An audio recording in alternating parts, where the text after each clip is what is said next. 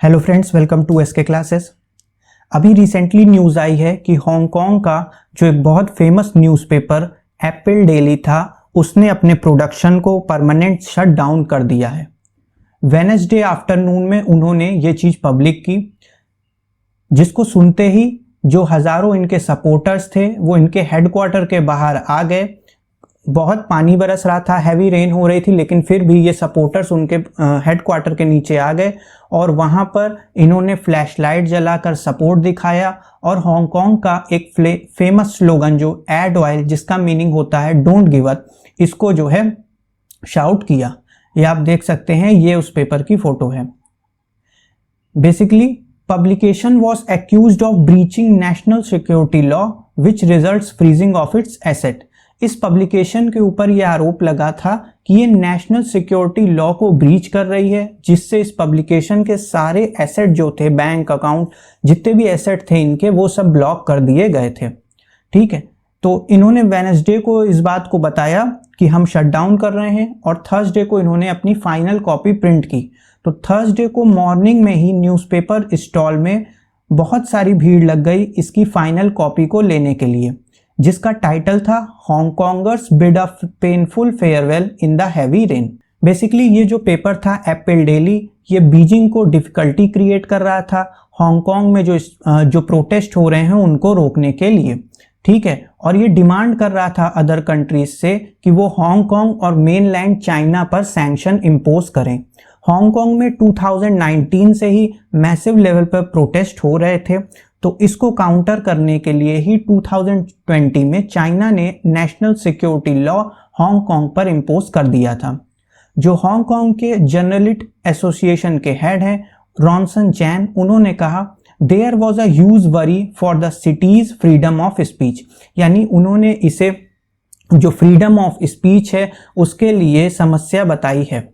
इसी सीरीज में Joe Biden, जो कि प्रेसिडेंट हैं यूएस के, उन्होंने भी इस पर कहा है कि a sad day for media freedom in Hong Kong and around the world, यानी उन्होंने हांगकांग और अराउंड द वर्ल्ड यानी पूरे वर्ल्ड में ये मीडिया के लिए इसे एक बैड डे बताया है।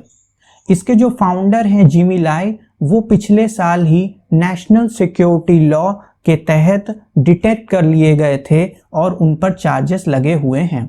ये आप देख सकते हैं, ये जिमी लाई हैं जो कि एप्पल डेली के फाउंडर हैं। From 2019, there were massive pro-democracy protests occurring in Hong Kong. To counter that, China introduces the national security law in Hong Kong last year.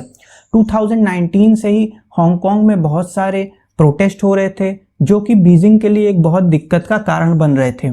इसी को काउंटर करने के लिए चाइना ने 2020 में नेशनल सिक्योरिटी लॉ हांगकांग में impose किया। Basically ये जो लॉ है वो बीजिंग को मोर पावर प्रोटेक्ट करता है, जिससे वो प्रोटेस्टर्स और एक्टिविस्ट को पनिश कर सकते हैं। इस लॉ के तहत सीरियस ऑफेंडर्स जो होंगे उनको लाइफ सेंटेंस मिल सकता है। कुछ केसेस जो होंगे वो behind the close doors here होंगे, यानी उनको पब्लिक नहीं किया जाएगा, बल्कि उनके जो वर्डिक्ट हैं और उनके जो जजमेंट हैं उनको ही पब्लिक किया जाएगा। जो सिटी लीडर हैं कैरी लॉ, जो कि एक तरह से बीजिंग को रिप्रेजेंट करती हैं, वो जो है पर्सनली अपॉइंट करेंगी जजेस को, और defendant will not easily get bail. और अगर किसी भी व्यक्ति पर इस लॉ के तहत कार्रवाई हो रही है तो उनको आसानी से बेल मिलना मुश्किल है।